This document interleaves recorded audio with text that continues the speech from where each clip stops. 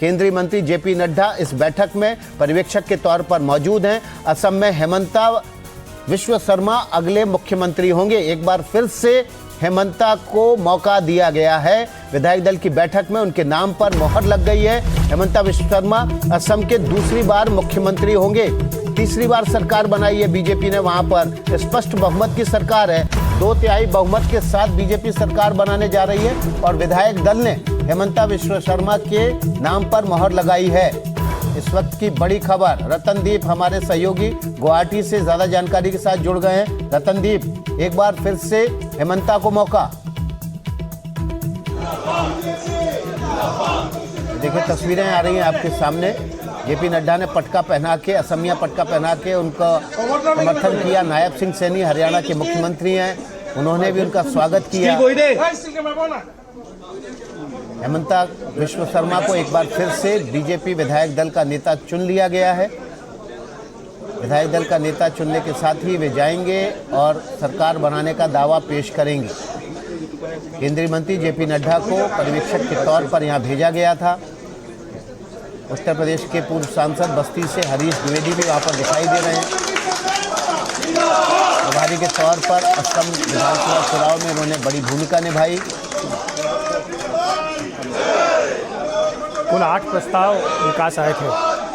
हेमंता विश्व शर्मा के लिए 8 प्रस्ताव आए थे, निर्विरोध चुने गए। जिस तरह से आपने देखा पश्चिम बंगाल में शुभेंदु अधिकारी को निर्विरोध चुना गया, वैसे ही हेमंता विश्व शर्मा का भी चुनाव हुआ है। अखिलेश, इससे पहले राष्ट्रीय अध्यक्ष के चुनाव में प्रस्ताव लाने की परंपरा थी, लेकिन पश्चिम बंगाल के बाद हम देख रहे हैं कि ये प्रस्ताव लाने की मुख्यमंत्री विधायक दल के नेता के नाम के समर्थन में ये नई परंपरा शुरू है। बिल्कुल, ये नई परंपरा है और इससे ये दिखाने की कोशिश भी पार्टी की ओर से होती है कि आंतरिक जो लोकतंत्र है वो बना हुआ है। यहाँ तक कि आपको याद होगा कि अमित शाह जो कि पर्यवेक्षक बीच में रोकेंगे। हेमंता विश्व शर्मा कुछ बात रख रहे हैं विधायक दल का नेता चुने जाने के बाद, सुन लेते हैं।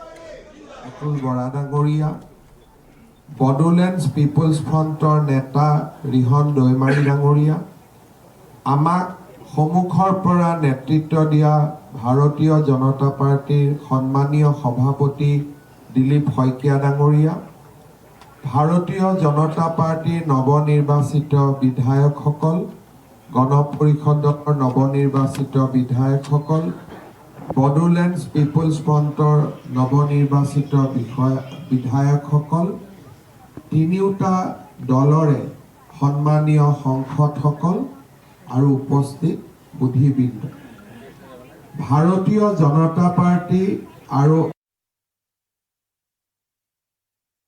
দিন একেৰাহে 3বাৰকৈ চৰকাৰ গঠন কৰাৰ এক বিৰল সন্মানৰ আমি অধিকাৰী হৈছো।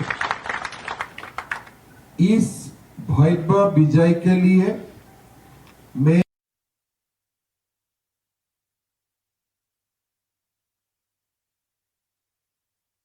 बहुत धन्यवाद ज्ञापन करता हूं।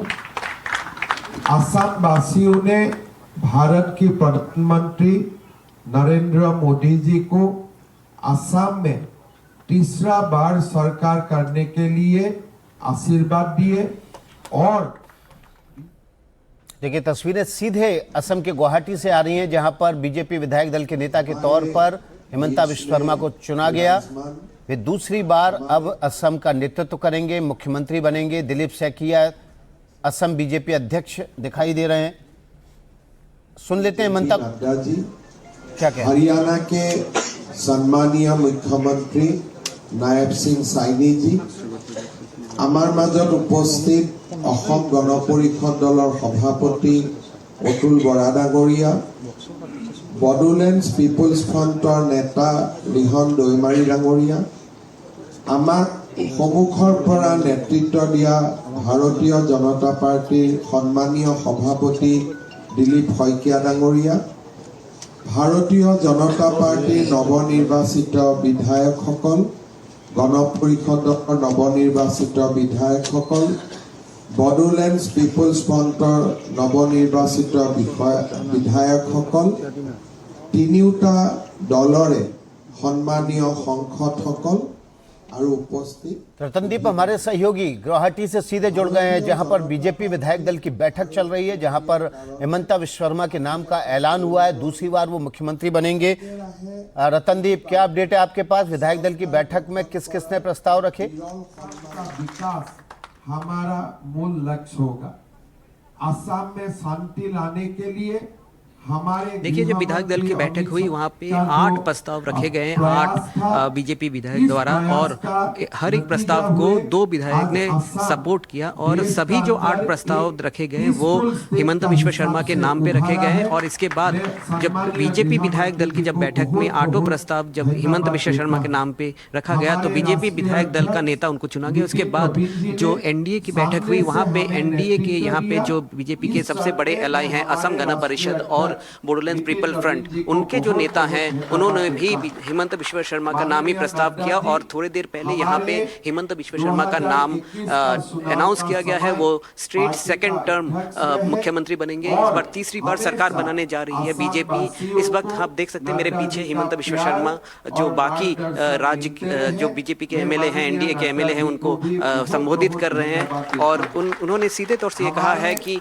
जो एजेंडा रहेगा जो तीसरी बीजेपी सरकार की और उनकी जो सेकंड टर्म की एजेंडा रहेगी विकास, और इसके साथ विरासत, और इसके साथ जो एक्शन जो लिया गया है घुसपैठियों के विरुद्ध, वो एक्शन और भी बढ़ाया जाएगा। और 12 तारीख को वो शपथ ग्रहण करेंगे, और उस शपथ ग्रहण समारोह को एक बहुत बड़े समारोह के रूप में करने की तैयारी चल रही है। ओपन फील्ड में होगा जहाँ पे कि 1 लाख लोग आएंगे, और 20 राज्य के मुख्यमंत्री रहेंगे, प्रधानमंत्री नरेंद्र मोदी रहेंगे, केंद्रीय गृह मंत्री अमित शाह रहेंगे, बीजेपी के सब बड़े नेता रहेंगे। और इसके साथ साथ बीजेपी का एक बहुत बड़ा समारोह होगा, क्योंकि सिर्फ हैट्रिक ही नहीं हुई है इस बार। 2016 में पहली बार असम से ही उत्तर पूर्व में पहली बार सरकार बनी थी बीजेपी की, और इस बार उसकी हैट्रिक हुई है। मगर हैट्रिक के साथ साथ एनडीए ने 226 सीटों में 202 सीट जीते हैं, जो कि एक रिकॉर्ड है। तो इसीलिए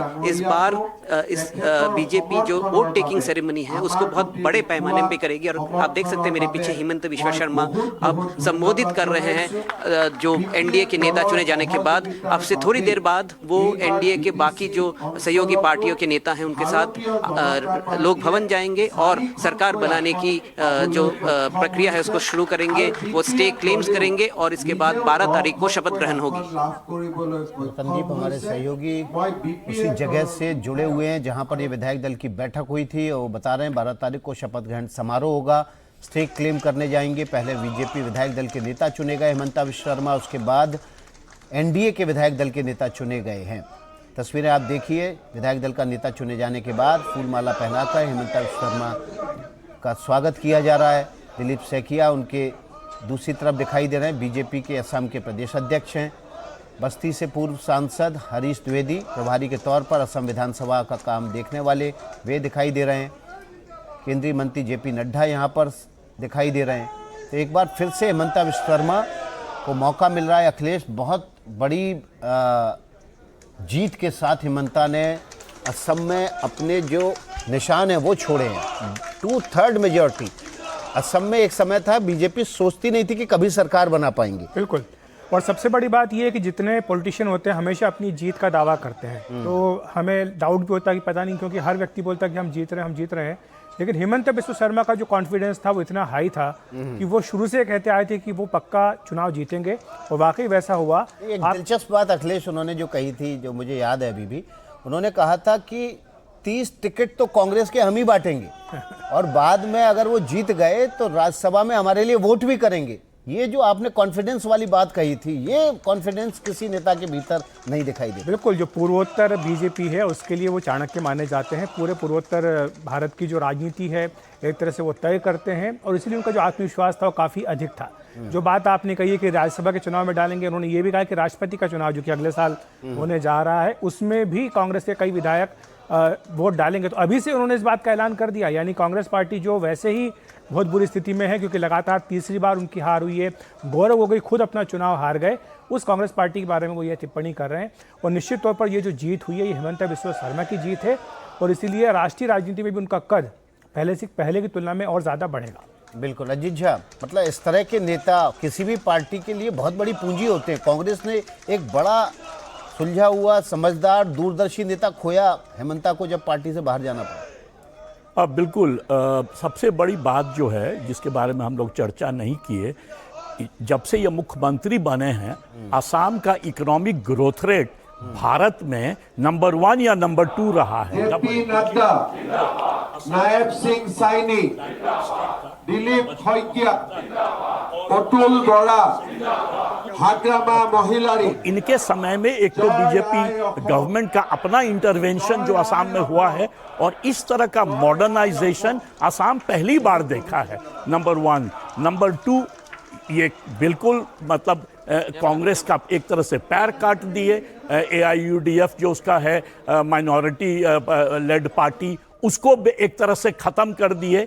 इनको एक तो एडवांटेज भी मिला जिसको इनका जो इनका राइवल है कहता है जेरीमैंडरिंग, कि भाई डिलिमिटेशन हुआ असम का। पर उससे भी ज़्यादा ये जिस तरह से मुस्लिम वोटर्स को डिवाइड किए, कहते थे कि ये अखमिया मुसलमान हैं, ये मियाँ मुसलमान हैं, और मियाँ को ये बेसिकली मानते थे कि ये घुसपैठी है, बाहर से आते हैं। और आपको याद है कि इस पर काफ़ी लोग कंट्रोवर्सी खड़ा किया, पर इनका कहना था कि देखिए मैं ये नहीं कहता हूँ वायलेंस कीजिए, बट मुझे 3 लाख मियाँ को वापस भेजना है, ये बहुत मुश्किल काम है। तो इसलिए टारगेट किए मियाँ को और प्रोटेक्ट किए कुछ हद तक अपने, जो मैं कह रहा हूं कि इसको अखमिया मुसलमान को, तो कुछ मुसलमान का भी वोट इनको मिला है, बड़ा चंक मिला है। और जो एग्जिट पोल में आया था 14% तक मुस्लिम वोट जो है वो बीजेपी को मिला है। इस पर सतीश के सिंह जी से सवाल लेंगे, लेकिन ग्राउंड जीरो पर चलते हैं।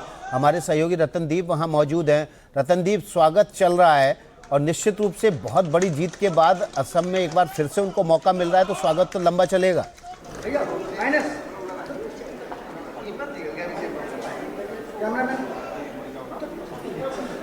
जी हाँ, ज़रूर। और जो पार्टी के समर्थक हैं वो भी पार्टी के ऑफिस के नीचे खड़े हैं। और आज सुबह से हमने देखा, जब हमने पार्टी के, जब बीजेपी के चुने हुए जो प्रत्याशी हैं जो चुन के आए हैं, उनसे जब बात की तो सबने हमें यही कहा कि वो चाहते हैं कि हिमंत बिश्व शर्मा ही दूसरी बार कमान संभाले, क्योंकि उनकी ही अगुवाई में ये चुनाव हुए हैं। जिस तरह से पार्टी ने और एनडीए ने 102 सीट जीती है, इसके पीछे जो ब्लूप्रिंट रचने वाले थे हिमंत बिश्व शर्मा, सिर्फ बीजेपी ही नहीं, एजीपी कहाँ पे उम्मीदवार खड़ा करेगा, कौन सी सीट पे जो सहयोगी पार्टी एजीपी उम्मीदवार खड़ी करेगी, उसका भी उन्होंने एजीपी को मदद की स्ट्रेटजी में। और आप देख सकते हैं मेरे सामने अब निकल के आ रहे हैं जेपी नड्डा, नायब सिंह सैनी और हरीश त्रिवेदी। आगे उनका देर बाद निकल के आएंगे मुख्यमंत्री हिमंत बिश्व शर्मा, जो कि चीफ मिनिस्टर डेजिग्नेट हैं। अब थोड़ी देर में ही वो जो बाकी सहयोगी पार्टी हैं उनके साथ वो राजभवन जाएंगे स्टे क्लेम्स करने के लिए। और इसके बाद रतनदीप, मंत्री कौन कौन हो सकता है वो शुरू हो जाएगी। क्या पुराना मंत्रिमंडल as it is carry forward करेंगे? क्या कुछ नए चेहरे भी आएंगे? नए चेहरे हो सकते हैं। देखिए, अभी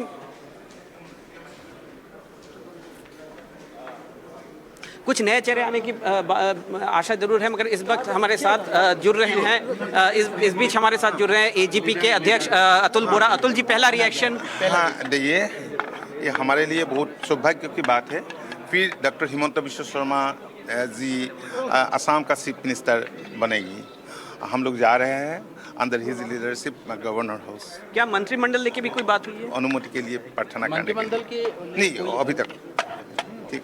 मगर क्या डिसीजन हुआ है? एजीपी को कितना सीट मिले? 10 सीट। आप देख सकते हैं यहाँ पे जो असम गण परिषद के मुखिया हैं अतुल बोरा, जो कि खुद एक सीनियर मंत्री रहे हैं हिमंत बिश्व शर्मा और इसके पहले सर्बानंद सोनोवाल के सरकार में, उन्होंने कहा है कि एजीपी भी ये चाहती थी कि हिमंत बिश्व शर्मा ही बने। तो इसलिए अब ये जो प्रक्रिया है जहाँ पे कि गवर्नर हाउस में वो जाएंगे और वहाँ पे जाके वो स्टे क्लेम्स करेंगे, इसके बाद ही डिस्कशन होगा कौन मंत्री बनेंगे। हम इंतजार कर रहे हैं मुख्यमंत्री का। अगर घुसपैठ कर लीजिए, कैमरा पर्सन को देखिए चुनाव में घुसपैठ बड़ा मुद्दा था, लेकिन आप घुसपैठ कर लीजिए रतनदीप। निकल के आएंगे और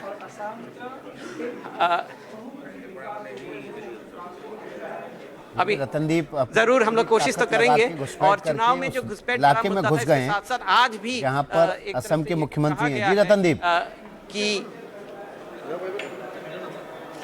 कि जो